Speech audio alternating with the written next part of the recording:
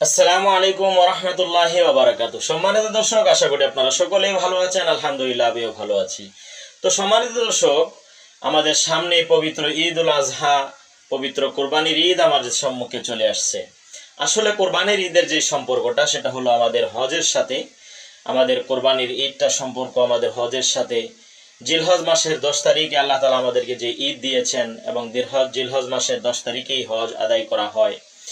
এই ব্যাপারে রাসূল করিম সাল্লাল্লাহু আলাইহি ওয়াসাল্লাম বলেন, আন আবি হুরায়রা রাদিয়াল্লাহু তাআলা আনহু قال قال رسول الله صلى الله عليه وسلم من حج لله فلم يرفث ولم يفسق رجع كيوم ولدته امه।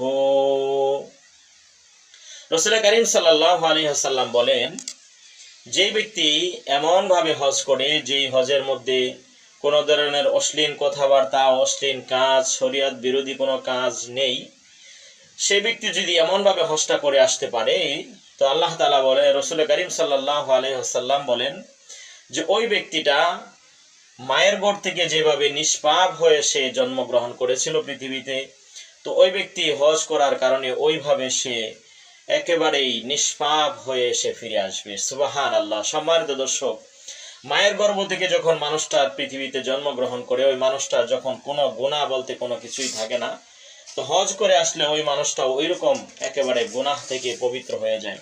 এজন্য সম্মানিত দর্শক, আমাদের যাদের তৌফিক আছে, আমরা সকলে ইনশাআল্লাহ হজ করব। আল্লাহ আমাদেরকে তৌফিক দান করেন। এ ব্যাপারে রাসূল করিম সাল্লাল্লাহু আলাইহি ওয়াসাল্লামের আরো একটি হাদিস রয়েছে। عن أبي هريرة رضي الله تعالى عنه قال قال رسول الله صلى الله عليه وسلم الحج المبرور ليس له جزاء إلا الجنة।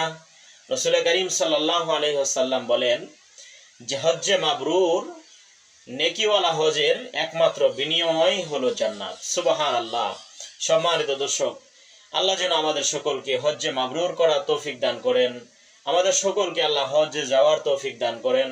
সম্মানিত দর্শক, এই দুইটি হাদিস আপনারা সকলে অপরের কাছে পৌঁছিয়ে দিবেন এবং অপর ভাই যেন এগুলো শুনে হজের ফজিলতের উপর আমল করতে পারে, হজ করতে পারে। আল্লাহ তৌফিক দান করেন। সকলে দ্বীনে খাতিরে ভিডিওটি শেয়ার করে দিবেন। আসসালামু আলাইকুম ওয়া রাহমাতুল্লাহি ওয়া বারাকাতুহু।